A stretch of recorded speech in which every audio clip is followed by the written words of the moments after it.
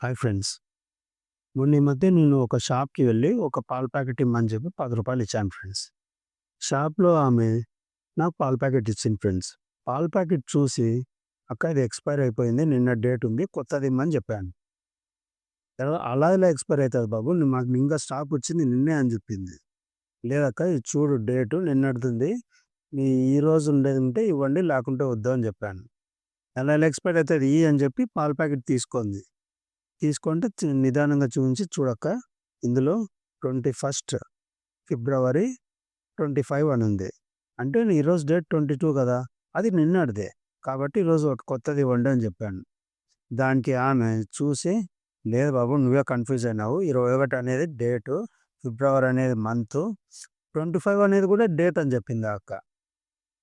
నేను చూసి చెప్పాను, "అక్క 25 అనేది ఇయర్ అక్క. ఇది 2025 కాబట్టి షార్ట్‌కట్‌లో 25 పెట్టాడు వాడు. అలా కాదు పాల ప్యాకెట్ మీద ఇలాగే ఉంటది. యూజ్డ్ బై ఒక డేటే యేసేది.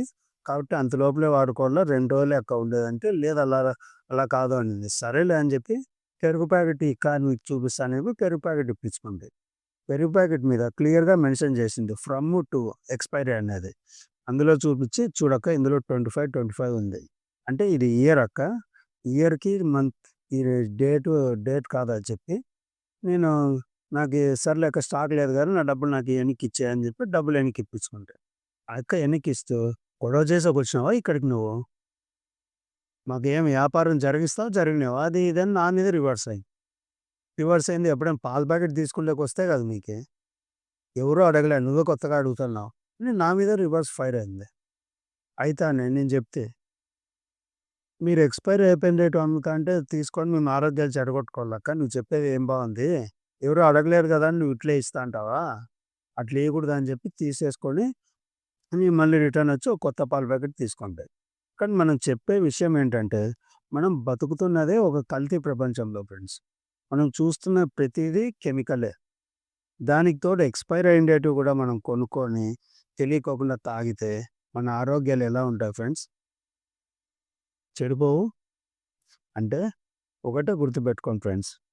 పాల ప్యాకెట్ మన వాళ్ళెప్పుడు మ్యానుఫ్యాక్చర్ చేసింటారేమో తెలీదు గానీ, మన వరకు వచ్చేసరికి దాని ఎక్స్‌పైర్ అనేది 2 డేస్ ఉంటుంది. 2 డేస్ ఆర్ మాక్సిమం కొట్టినా గానీ 3 డేస్.